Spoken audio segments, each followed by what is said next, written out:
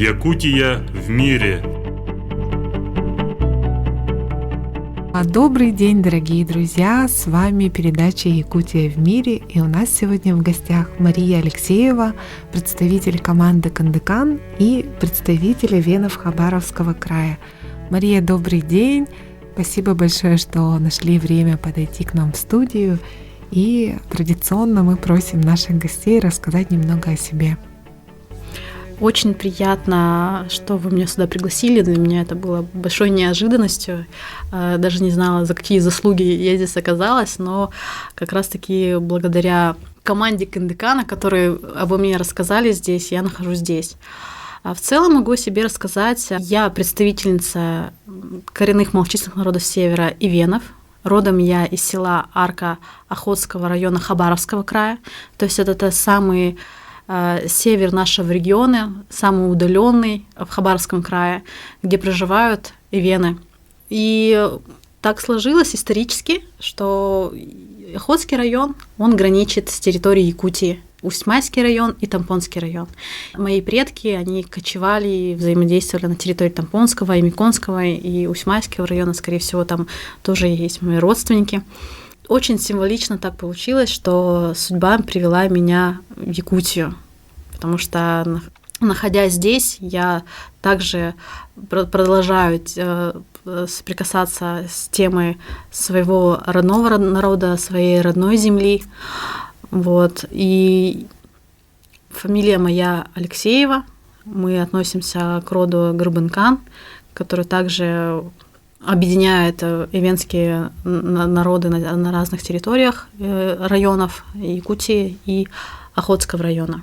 В нашем селе проживают около 600 человек, среди которых большинство это эвены.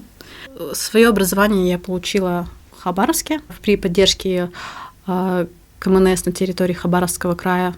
Заканчивала школу, получила образование. Потом так волею судеб мне довелось пожить в городе Тюмень, позаниматься предпринимательством, поработать в своем родном районе, в Охотском районе, вахтовым методом. Оттуда я поехала получать дополнительное образование в Санкт-Петербурге, получила образование по государственному муниципальному управлению. И там устроилась в горнодобывающую компанию, в крупную, которая по всей России. И оттуда уже, можно сказать, попросилась, чтобы меня перевели на Дальний Восток, так как в этот период, и в 2017 году я уже успела оформить на себя дальневосточный гектар, где решила продолжить тему поддержки и сохранения культуры своего народа, тему поддержки своего родного села, поспособствовать и внести вклад в развитие своего родного села, региона и своего народа. Вот. У нас там развивается центр эвенской культуры, где будет возможность познакомиться с культурой и обычаями эвенов. Там уже воссоздано эвенское стойбище из традиционного жилища эвенов. Элбэм называется, это чумы и чарамадю, похожая больше на юрту, где будет открыта мастерская для сохранения национальных техник шитья, для пошива национальной одежды, возможно, выделки шкур, чтобы перенимать опыт нынешних мастериц, старожилов нашего народа, обучать этому молодежь, привлекать и вовлекать гостей нашего поселка, туристов, и вот каким-то образом таким нести вклад в сохранение вот этих национальных традиций. Возможно, на территории будет территория для спортивных мероприятий, именно для национальных мероприятий, культурных, там, проведение концертных программ с участием наших национальных ансамблей, то есть это будет уже поддержка национальной эвенской культуры в плане танцев, песен, языка и так далее. То есть можно сказать, что сейчас в том числе одна из моих личных миссий, которую я хочу осуществить в своей жизни, это вот как раз вклад в сохранение поддержки нашей культуры. И волею судеб мне получилось оказаться в Якутии. Она всегда была очень интересна тем, что в Якутии как раз местным народам удается сохранять свою идентичность, свои какие-то традиционные промыслы, традиционное ремесло. И это очень поддерживается правительством республики. И мне было бы очень интересно, проживая здесь, так как я тоже очень много изучаю, знакомлюсь с людьми, оцениваю, чтобы это можно было транслировать, в том числе и на территории своего края в дальнейшем. Можно сказать, я пока себе в этом себе взращиваю такие навыки. Учусь, принимаю опыт. И здесь мне повезло познакомиться с таким проектом «Кындыкан», с автором этого проекта, Маргаритой Поповой. Мы очень подружились. Узнала я об этом в социальных сетях и в СМИ, когда очень массово говорили. И для меня это было вот открытием, это была история о маленькой девочке Кындыкан по имени Кындыкан, которая выжила в стойбище эвенов на севере, которое около 200 лет назад все вымерло от оспы. И эта девочка является бабушкой в 5-м поколении Маргариты Поповой, узнав о которой, Рита решила рассказать эту историю всему миру. И рассказать эту историю удается как раз благодаря сказке «Кындыкан», невероятной истории «Кындыкан». Маргарите удалось воплотить это в такой проект создания сказки «Кындыкан», которая потом перейдет в создание анимационного мультфильма, целью которой стать популярной во всем мире и стать каким-то брендом. То есть Кындыкан это уже станет каким-то большим персонажем. И когда я об этом узнала, я думаю, настолько глобальные цели, идеи и помыслы этого проекта, и то, что, в принципе, решила сделать Рита, то есть это большой вклад в продвижение культуры ивенского народа, да и, в принципе, культуры всех коренных малочисленных народов Севера, потому что у всех таких наших малочисленных народов есть такая проблема — это утрата собственного языка родного, утрата каких-то традиций, обычаев. Некоторая молодежь даже не знает истории своего народа, возможно, даже в чем-то умалчивает или не хочет этим интересоваться. Поэтому, когда молодежь поддерживает или занимается сохранением или изучением своей истории, это многого стоит. И, можно сказать, мои идеи, мои интересы, мои цели в жизни в чем-то очень соприкоснулись с Кындыкан.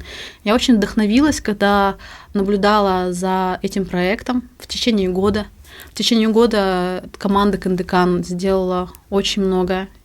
Вот именно в плане продвижения своего бренда, создания своего бренда. Они ездили в экспедицию в Тампонский район, в стойбище к эвенам, создание клипа в Эвено-Батангайском районе.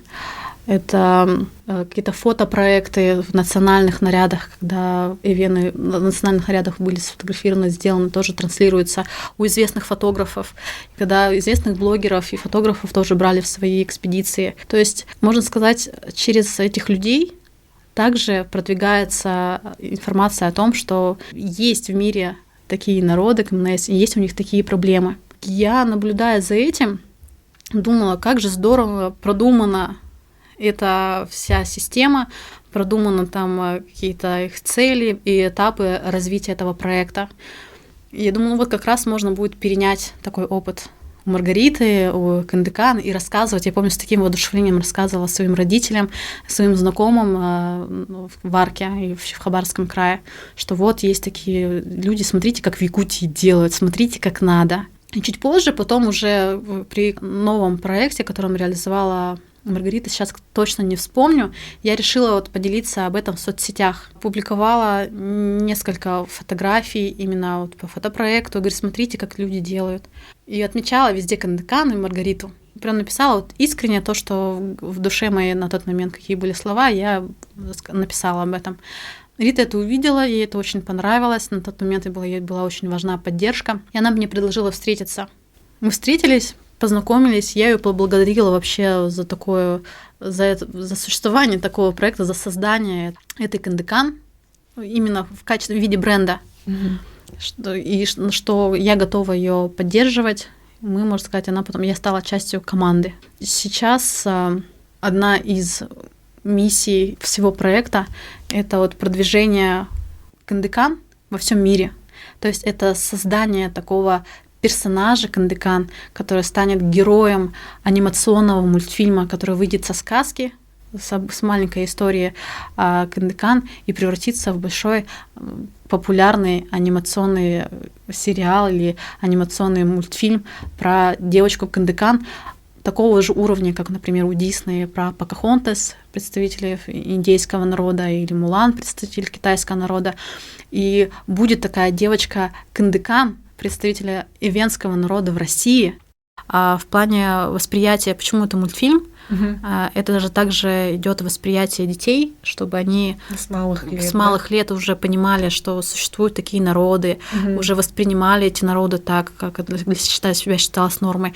И они уже росли с теми помыслами, что вот есть север, и даже дети в Африке, даже дети в Центральной России уже прекрасно понимали, что вот есть такие народы, у них бывают такие проблемы, они занимаются оленеводством, то есть представление уже какое-то формируется. И для них уже в дальнейшем, возможно, это даже не будет проблема какой-то ксенофобии среди молодежи, да, среди детей в будущем. То есть это тоже наносит какой-то большой вклад. Так же, как мы воспринимаем ту же самую Покахонтас с большим упоением, с большим восхищением наблюдаем за ними, то и надеемся, что Кындыкан будет такая. Именно вот таким персонажем, который поможет. Проживая в некоторых городах России, я поняла, что не все у нас знают, кто такие вены, что есть коренные и малочисленные народы Севера. Поэтому благодаря этой маленькой девочке, которая станет символом Севера, которая станет символом силы духа и стойкости, поможет рассказать миру об этом и сохранить Север, можно сказать. Потому что благодаря этому весь мир еще узнает о проблемах КМНС, какие они существуют в нынешнее время. Это сохранение своих территорий, это сохранение своей идентичности, это вовлечение вообще в целом молодежи и представителей КМНС, это какое-то объединение всех этих людей. И в том числе это прям войдет же ведь в историю всего мира. И думаю, что это 100% должно осуществиться, потому что есть к этому все свои внутренние какие-то ресурсы, есть свои цели, которые реально достижимы. Для кого-то они покажутся какими-то невероятными, но для того она и невероятная история Кындыкан, чтобы доказать всем, что это возможно. Поэтому благодаря данному проекту много интересных вещей должно произойти, я так считаю.